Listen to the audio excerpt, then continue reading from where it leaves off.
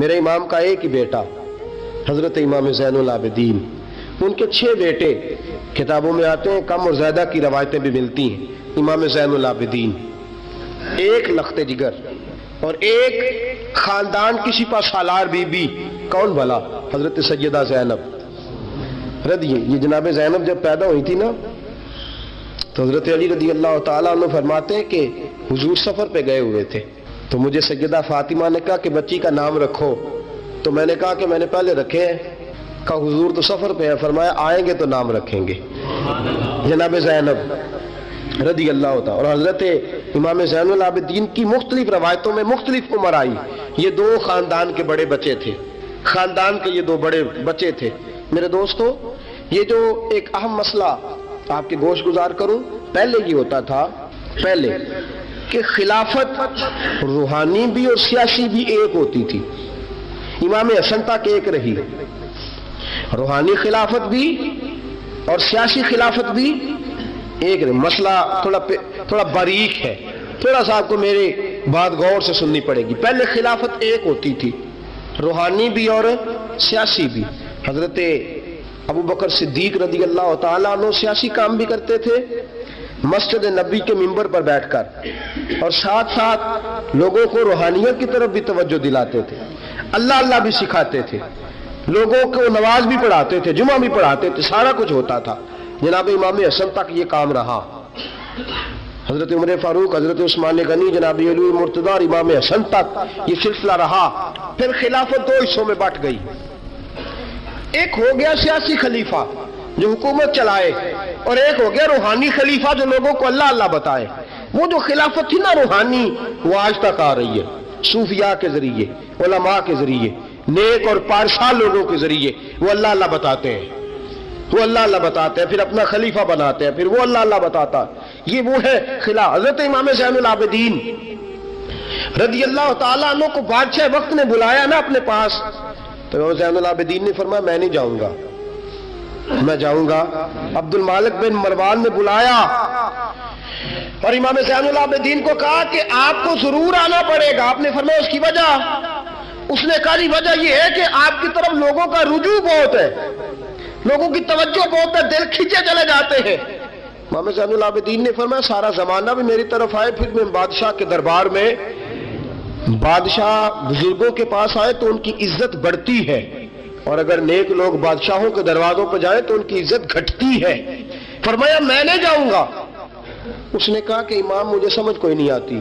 امام زین العابدین سے کہنے لگے مجھے سمجھ کوئی نہیں آتی کہ بادشاہ میں ہوں لیکن راشا آپ کے پاس ہوتا ہے۔ عجیب تماشا ہے کہ لوگوں کی تلواریں میرے ساتھ رہتی ہیں، دل آپ کے ساتھ دھڑکتے ہیں۔ میں دیکھتا ہوں کہ مدینے کے بعد ایک کٹیا میں آپ رہتے ہیں، کٹیا میں، لیکن میں دیکھتا ہوں کہ سورج بھی چڑھتا ہے تو آپ کو سلامی دے کے چڑھتا ہے، اور چاند بھی نکلتا ہے تو حسین کے بیٹے کے قدم چوم کے نکلتا ہے۔ امام زین العابدین مدینے سے باہر چلے گئے، ڈیرا لگا لیا، عمر بھر اسی جگہ، نام تو علی اوس تھا نا آپ کا، لیکن زین العابدین عبادت کرنے والوں کی زینت۔ میرے امام نے خلیفہ عبد المالک بن مروان سے کہا تو باز آ جا، میں حسین کا بیٹا ہوں، مجھے لوگوں کو اللہ اللہ سکھانے دے۔ اب میں تخت خلافت پہ بیٹھ کر نہیں، میں چٹائی پہ بیٹھ کے دین پڑھاؤں گا، اب میں فرش زمین پہ بیٹھ کے لوگوں کو اللہ اللہ سکھاؤں گا۔ امام زین العابدین کو خلیفہ عبد المالک بن مروان ہوا پتہ کیا تھا؟ تھوڑی سی تاریخ بتا دوں۔ یزید کے مرنے کے بعد اس کا بیٹا آیا، وہ 40 دن تک رہا، میں نے 10 محرم کو بتایا تھا، اس نے کہا میں اپنے باپ کو بھی اس قابل نہیں سمجھتا تھا، چھوڑ کے چلا گیا۔ اس کے بعد حضرت عبداللہ ابن زبیر رضی اللہ تعالیٰ عنہ جو تھے، وہ چونکہ مکہ اور مدینہ اور حجاز کے لوگوں نے انہیں اپنا امیر بنا لیا تھا، جب یزید کے بیٹے نے خلافت چھوڑی تو وہ پورے ملک کے ایک جو ہے وہ امیر بن گئے۔ ان کے درمیان ہی مروان نے سازش کی، مصر اور شام پہ اس نے اپنا تسلط جما لیا۔ مروان مرتے وقت اپنے بیٹے عبد المالک بن مروان کو بنا گیا امیر۔ عبد المالک بن مروان بڑا ظالم، بڑا خونخوار، بڑا بد تہذیب آدمی تھا۔ امام زین العابدین سے کہنے لگا کہ آپ کو آنا پڑے گا، آپ نے فرمایا میں کوئی نہیں آؤں گا۔ اس نے امام زین العابدین کو گرفتار کرایا، بہت سارے بزرگوں نے لکھا ہے، بالخصوص امام کشیری نے رسالہ میں لکھا، گرفتار کرایا، ہاتھوں میں بیڑیاں، پیروں میں بیڑیاں۔ امام زین العابدین جس طرح نکلے تھے نا کربلا سے اور دمشق آئے تھے گرفتاری کے عالم میں، اور پھر دمشق سے مدینے آئے تھے، اسی عالم میں پھر گرفتار کرایا، اور خلیفہ عبد الملک بن مروان کے سامنے جب امام زین العابدین پہنچے تو آپ نے کہا کہ تو نے دیکھا ہے نا میرے باپ کے قاتلوں کا کیا انجام ہوا تھا، تو نے دیکھا ہے میرے باپ کے قاتلوں کا، بعد آ جا۔ اس نے کہا کہ یزید کے پاس طاقت تھی، اس نے آپ کو گرفتار کرا لیا تھا، اب میرے پاس طاقت ہے، میں نے بھی گرفتار کرا لیا ہے۔ امام زین العابدین سے کہنے لگا آپ کے پاس طاقت ہے تو دکھائیے، آپ کے پاس ہے طاقت تو دکھائیے۔ امام زین العابدین رضی اللہ تعالیٰ عنہ نے فرمایا تجھے کہا چیلنج نہ کر، میں درویش ہو گیا ہوں، ایک طرف لگ گیا ہوں، ایک کونے میں جا کے بیٹھ گیا ہوں، مدینے سے باہر جا کے میں نے ڈیرا لگایا، بس مجھے اب چھیڑ مت، مجھے اپنا کام کرنے دے، مجھے لوگوں کو دین سکھانے دے، اللہ اللہ بتانے دے، تو جان، تیری حکومت جانے، تیری سلطنت جانے، میں تیرے کام میں دخل نہیں دیتا، تو میرے کام میں دخل نہ دے، مجھے اللہ اللہ کرنے دے، اللہ اللہ کرانے دے۔ کہنے لگا میرے پاس طاقت ہے، میں نے گرفتار کر لیا ہے۔ امام زین العابدین رضی اللہ تعالیٰ عنہ کے ہاتھ اور پاؤں میں بیڑیاں تھی، امام زین العابدین کی زبان سے نکلا اللہ اللہ اللہ۔ تیسری دفعہ جب آپ کی زبان سے اللہ نکلا ساری بیڑیاں ٹوٹ کے زمین پہ گر گئیں۔ امام زین العابدین کے لیے اٹھنے لگا، فرمایا بیٹھ جا زمین پہ۔ خلیفہ زمین پہ بیٹھا، امام زین العابدین رضی اللہ تعالیٰ عنہ نکلے۔ مجھے نہ کہنا روایت ضعیف ہے، روایتیں ضعیف ہوتی ہیں، عقیدے مضبوط ہونے چاہیے۔ حضرت امام زین العابدین پلٹے اور پلٹ کے کہنے لگے طاقت پہلے بھی ہمارے پاس تھی، طاقت آج بھی ہمارے پاس ہے، جب رب کہتا ہے ہم استعمال نہیں کرتے، اور جب کہہ دیتا ہے تو ہم استعمال کرنا شروع کر دیتے ہیں، بس اللہ کی رضا پہ راضی ہیں۔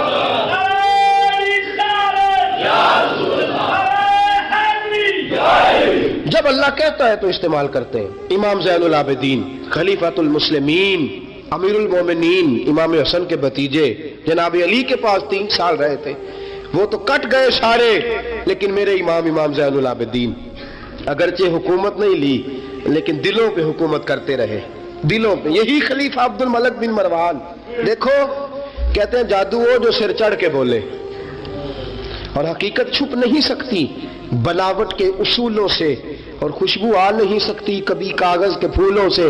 پتہ ہوتا ہے ہمیں سچ کیا ہے جھوٹ کیا ہے۔ طواف کعبہ ہو رہا ہے، طواف کعبہ، ایک عورت بہت بڑی، اس نے کعبے میں بھی آ کے ظلم کرنے شروع کر دیے، لوگوں کو تنگ کرنا شروع کر دیا۔ ایک بات یاد رکھنا، میں گیا ہوں عمرے پہ، مجھے اللہ نے توفیق دی ہے، لوگ وہاں جا کے بھی باز نہیں آتے، دھکے مارتے ہیں، بڑا کچھ کرتے ہیں، وہ اللہ کا گھر ہے، اگر فضل زیادہ ہے تو وہاں غضب بھی بڑی جلدی ہو جاتا ہے۔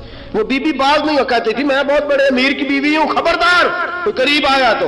حجر اسود کے قریب گئی تو حجر اسود نے پکڑ لیا، دبوچ لیا، پکڑ لیا، چھوڑتا ہی کوئی نہیں، چمٹ گئی ساتھ، بلاؤ لوگوں کو، بڑا کچھ کیا، لیکن حجر اسود چھوڑتا۔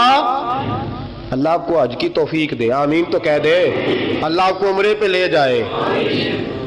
یہ حجر اسود پتہ بندے وہ جا کے بہادری دکھاتے ہیں، میں جی پرا سٹے 5-7 بندے، میں پھر چمدا رہا بڑا چیر، ایک کوئی عقل مندی کیتی ہے، ایک کوئی عقل مندی والی بات ہے۔ وہاں جا کے ہمارے بزرگ تو کہتے ہیں وہاں جا کے جانوروں کا بھی ادب کرو، وہ خدا رسول کے مہمان میں دھکے دیتے رہے ہو، کوئی عقل مندی ہے، یہ کوئی بہادری نہیں۔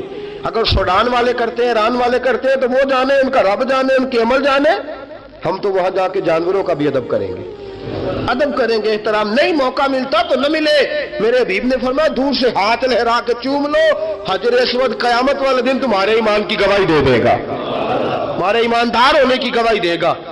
بی بی چمٹ گئی ساتھ، خلیفہ عبد الملک بن مروان سے کہا کہ وہ بہت بڑے رئیس کی بیوی، اب چھڑا،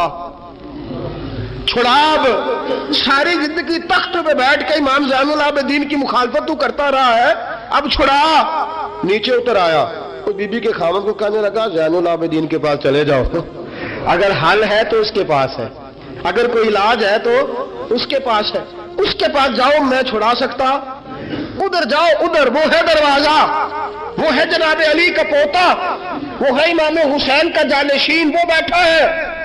زین العابدین تیرا تو سارا گھر کربلا میں کٹ گیا تھا، تیرے پاس تو رہنے کو مکان تک نہیں بچا تھا، خون کی ندیاں بہ گئی تھی، اور یہ کیا معاملہ ہے؟ امام زین العابدین کی سیرت اور صورت لوگوں کو بتاتی ہے کہ اب بھی اگر محبتوں کی وجہ سے دل جھکیں گے تو ہمارے خاندان کی طرف ہی جھکیں گے۔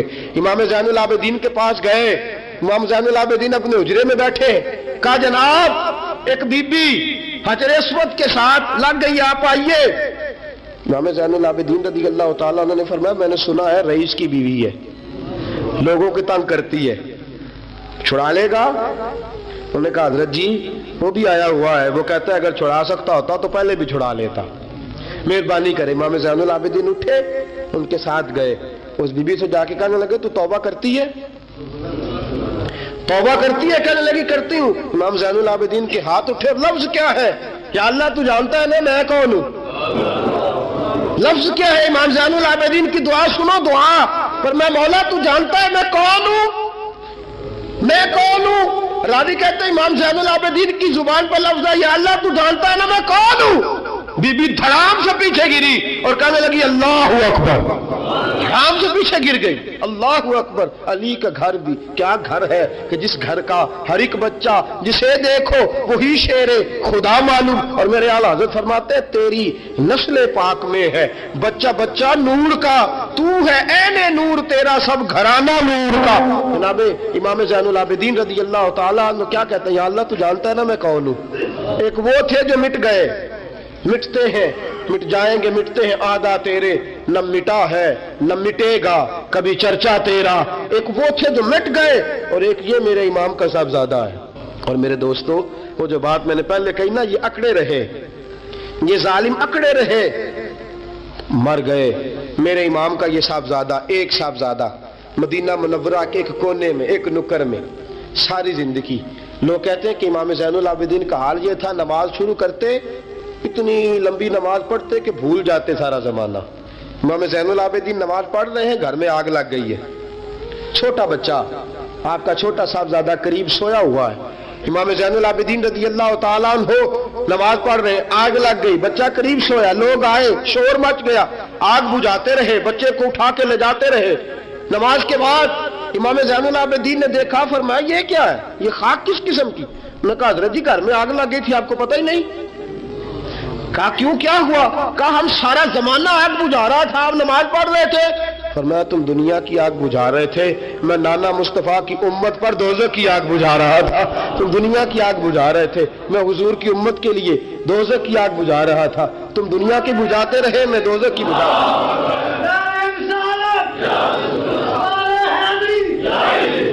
یہ امام زین العابدین ہے، وہ سارے مٹ گئے۔ اور یہ امام کیسی عاجزی، کیسی انکساری، حضرت امام حسن بصری، یہ خلیفہ ہے امام زین العابدین کے بھی اور خلیفہ ہے حضرت امام باقر کے بھی۔ امام باقر امام زین العابدین کے بیٹے ہیں، امام جعفر صادق ان کے پوتے ہیں۔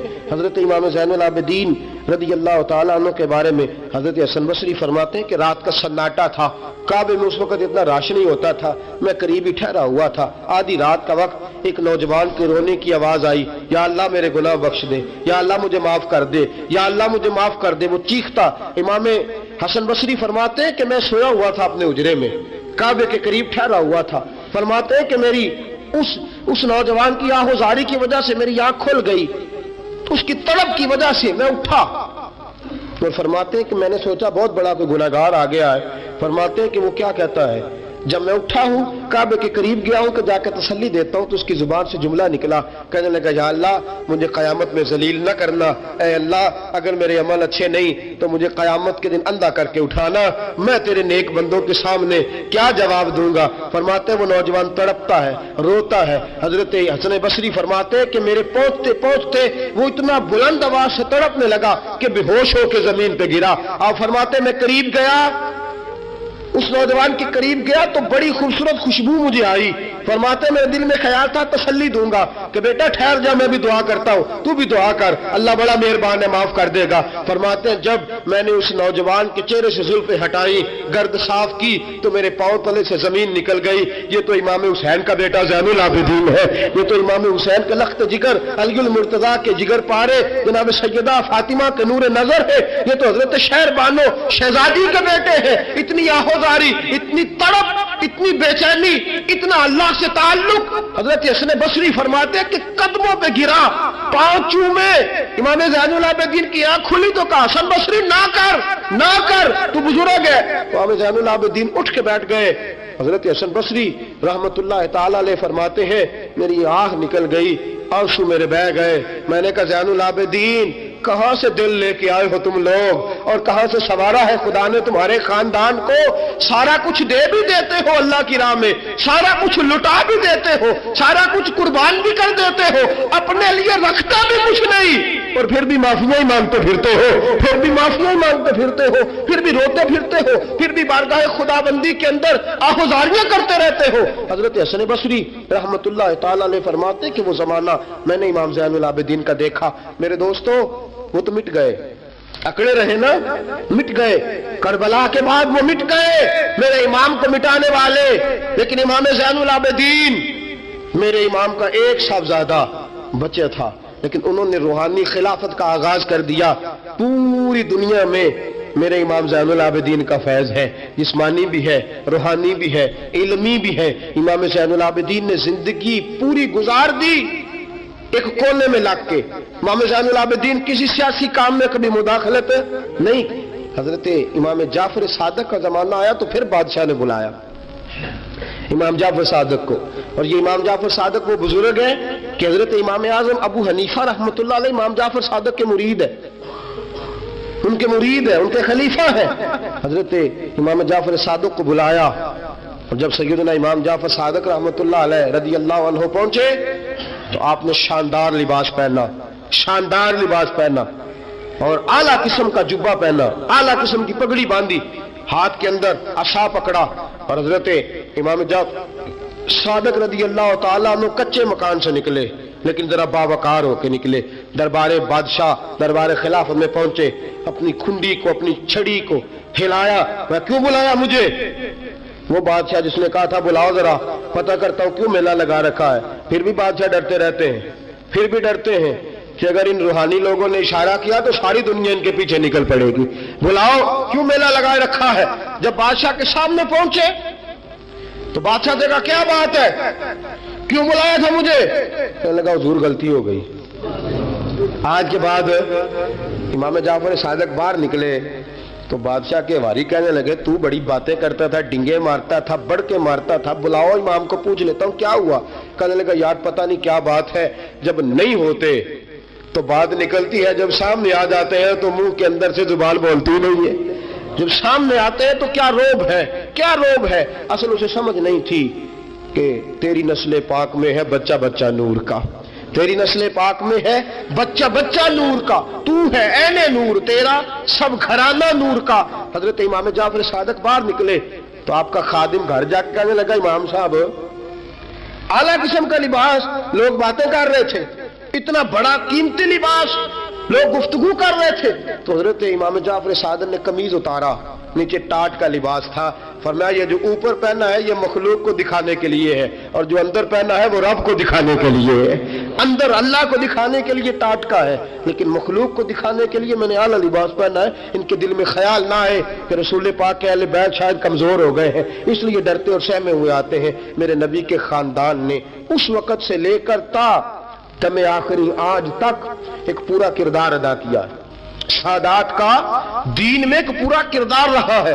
تحریر کے معاملات میں، تقریر کے معاملات میں، تدریس کے معاملات میں سادات کا پورا کردار رہا.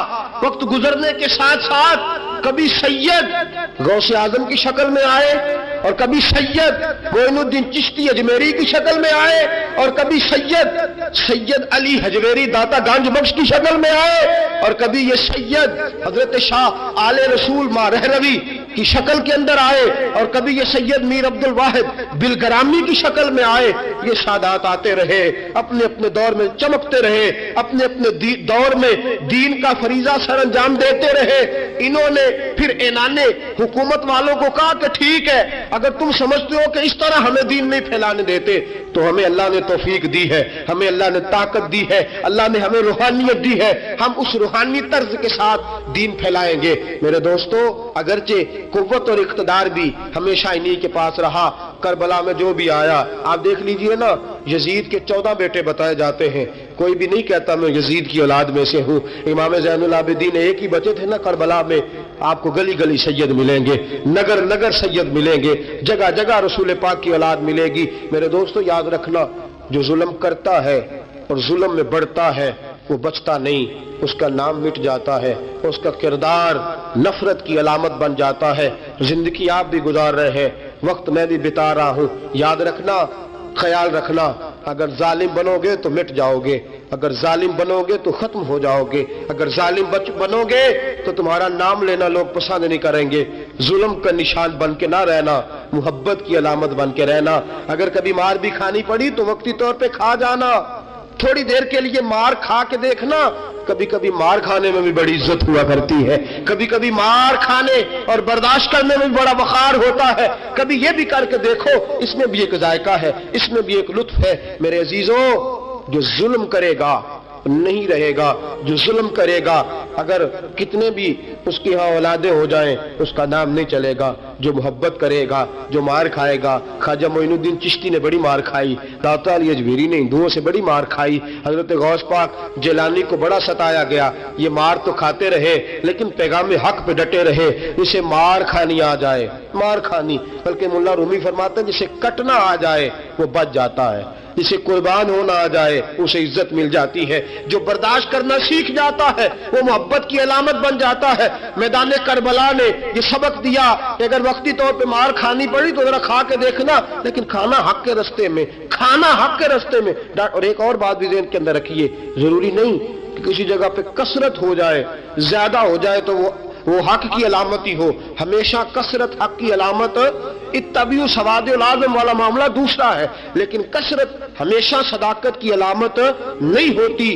یزید کے ساتھ تھے تو بہت زیادہ، لیکن کبھی بھی دل کے ساتھ انہوں نے یزید کی سپورٹ نہیں کی، تھے بہت امام حسین کے ساتھ، اس وقت تو تھوڑے تھے، لیکن ذرا آج تک دیکھیے کتنے ہیں جو امام حسین سے پیار کرتے ہیں، میدان کربلا سے لے کر آج تک۔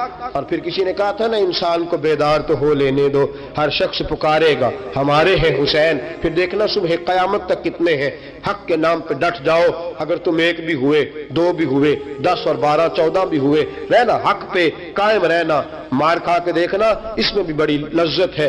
ظلم سے بچنا، ظلم بہت بڑا عیب ہے، ظلم بہت بڑی بیماری ہے، لگ جائے گی تو نام و نشان مٹا دے گی، ختم کر دے گی صفحہ ہستی سے ظالم کو۔ اللہ میں ہر قسم کے ظلم سے بچائے، ہمیشہ مدحت خیر الانام میں گزرے۔